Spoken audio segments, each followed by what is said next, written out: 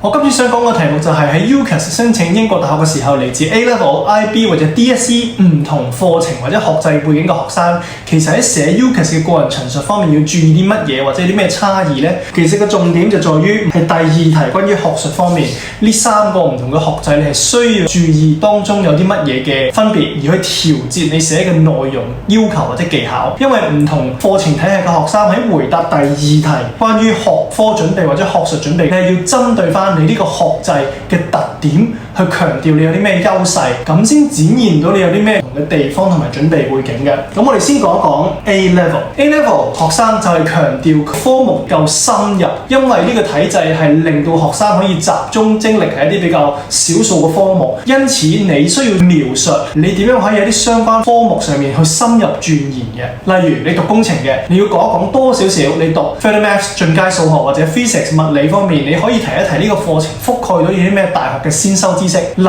如微積分、力學等等，令到你點樣可以更好去準備你申請想讀呢個工程嘅學系。如果你有 Extended Project Qualification 簡稱 EPQ 嘅話，你一定要寫落去，因為 EPQ 可以展現咗你一啲自主研究嘅能力，佢可以稱呼為一個迷你版嘅大學論文啦。你寫咗一篇同你申請工程學相關嘅論文或者一個 project， 培養你搜集資料同埋論證嘅技巧，咁呢啲都係 A Level 學生有嘅經歷嚟㗎。當然，另外最好再提一提 competition， 就係你在校期間參加過一啲學科嘅競賽，例如奧林匹克數學競賽啊，或者相關社團嘅職務，呢啲都會強化咗你之前嘅學術熱情或者你領導組織嘅能力。A Level 嘅學生，你應該突出學得夠深、夠專、夠精。如果你有 EPQ 嘅話，一定要提，而且講下你 EPQ 做咗啲咩 project 或者題目。咁呢個就係 A Level 嘅一個小總結啦。國際文憑課程 IB， 咁我知道會有好多國際學校嘅學生去讀，因為你同時覆蓋咗語言、人文、科學等等廣泛領域嘅呢一種跨學科嘅訓練，點樣可以令到你具備一個好全面嘅素養同埋跨領域嘅一個思維？例如國際關係，可以講埋你 IB 嘅時候，你讀咗 Econ 啦、History 啦、Language 喎。因為呢個就係 IB 嘅特色啊嘛，咁可以令到你好多個角度去理解一啲全球嘅議題。而 IB 學生其中一個好大嘅亮點呢，就係 Extended Essay， 簡稱就係 EE 啦。你應該講一講你自己喺 EE 入邊選擇咗一啲同你想申請嘅學科相關嘅一啲主題，而且你完成咗呢個4000字嘅論文嘅。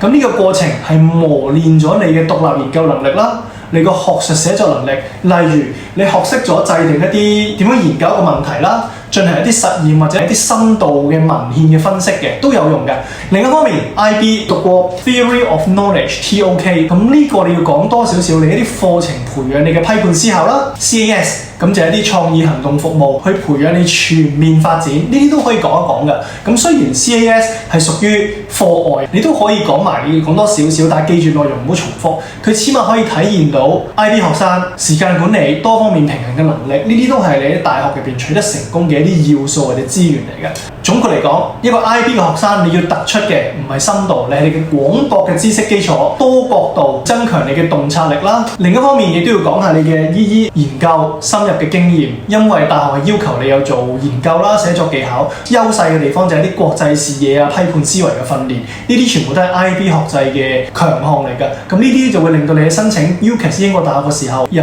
一個優勢喺度啦。最後講一講 DSE 嘅學生，即係香港中學文憑考試啦。香港嘅 DSE 學生一般都會要求4個核心科目啦，包括中文、英文、數學、公民與社會發展。另外會再加多2至3科嘅選修科目嘅。咁你應該可以強調一下你喺雙語環境、中英文嘅環境學習入邊，點樣去令到你有好優異嘅溝通能力、跨文化嘅理解能力啦。講一講喺呢個全球化嘅高等教育環境，呢啲係一個好重要嘅優勢或者一啲要素嚟㗎。咁如果你本身讀 DSE， 而你申請嗰個學科同專業又同語文或者文化有關係嘅話咧，咁呢一點就更加要強調啦，因為絕對係你嘅優勢嚟嘅。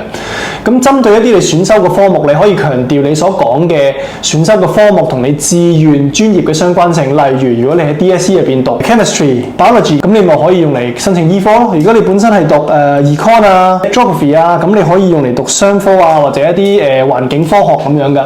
咁説明一下 DSE 課程入邊嘅校本評核，即係例如有一啲科目有啲專題研習嘅，咁同之前我所講 A Level 啊、IB 嗰啲一樣，有專題研習嘅話就可以講一講你嘅自主學習啦、時間管理能力。咁雖然近年嚟公民科唔會再要求有一啲好大型嘅獨立專題研究，但係如果你喺學校入邊參加過任何專題研習或者一啲科學展覽，你可以講一講你點樣主動去利用學校嘅資源去從事一啲小型嘅研究，提高咗你嘅批判思考同埋資料分析能力。另外，香港學生通常都會參加好多唔同嘅聯校活動或者公開考試，例如公開演講比賽啊、數學比賽等等，你都可以講多少少經歷點樣豐富咗你嘅學術視野同埋你嘅技術應用能力。記住，重點唔係你攞過咩獎，而係點樣豐富咗你嘅學術視野同埋學術能力。DSE 考試係好強調一個高強度嘅統一評核嚟㗎，所以你可以講一講你準備 DSE 考試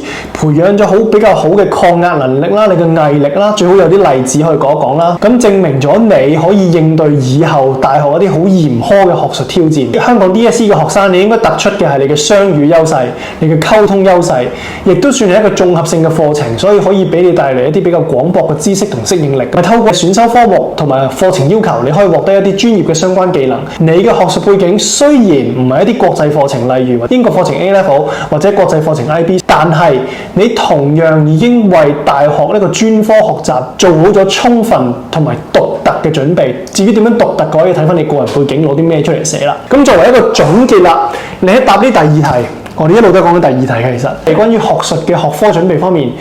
有唔同學制背景嘅學生，其實係應該要結合翻佢哋自身課程嘅特色，而展現翻佢哋嘅課程優勢嘅，同埋一定要用實際嘅例子去證明。不論你係嚟自 A Level、IB、DSE， 你都可以透過課程去主動挑戰自己，達到一啲比較卓越嘅成就啊、經驗啊、經歷咁樣。咁其實英國大學咧都好熟悉唔同嘅國際資格嘅，特別係 A Level、IB。你要好自信咁去強調你學制